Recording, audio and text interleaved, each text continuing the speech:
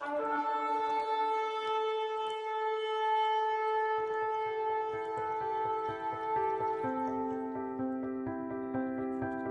nous l'avons mentionné avant la pause, il y a beaucoup d'intérêt concernant notre émission de la nuit dernière, rapportant les évidences médicales de plus en plus grandes de la puissance de la prière. Malgré les sceptiques qui continuent à douter et de parler. La conclusion de la partie 2 de notre sujet. Est-ce que la prière guérit? Le docteur Andrew Newberg dit qu'il a la preuve que la prière guérit, montrant les réactions du cerveau à la prière. Vous voyez ici, ces zones du cerveau sont en rouge quand la personne est au repos. Mais ici, les couleurs passent en jaune quand la personne est en train de prier. Le docteur Newberg injecte des colorants radioactifs à ces sujets pour voir ce qui se passe quand elle prie. Il dit qu'à chaque fois, quelque chose de fascinant se produit. Est-ce que vous irez jusqu'à dire que la prière peut guérir? Absolument, absolument. La prière peut guérir. Il y a des changements au niveau des différents neurotransmetteurs.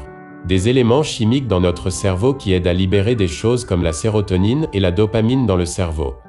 Certaines de ces choses peuvent aider à soulager des douleurs.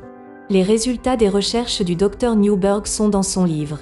Ce sont des centaines d'études des dernières décennies. Alors que le corps médical a un nouveau regard sur le rôle de la religion dans la médecine moderne. Donc, pourquoi cela n'existe pas dans les officines des médecins? Les médecins demeurent réticents. Ils ont été pratiquement formés pour mettre cela de côté.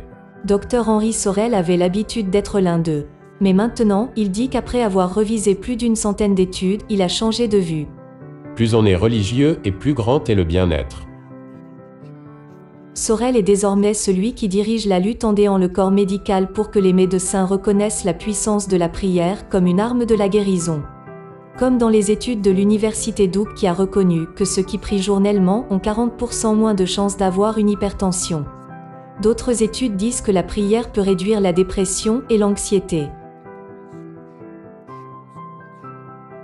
Nous pensons que la recherche montre et montrera que les gens dont la foi est supportée par leur corps médical iront beaucoup mieux. À notre connaissance, ce n'est pas un remède contre le cancer. Cela ne va pas guérir quelqu'un d'une maladie cardiaque. Nous ne pouvons pas dire aux gens de prier pour aller mieux.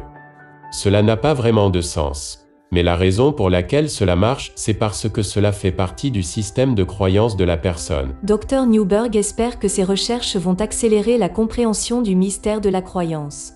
Le royaume des cieux arrive.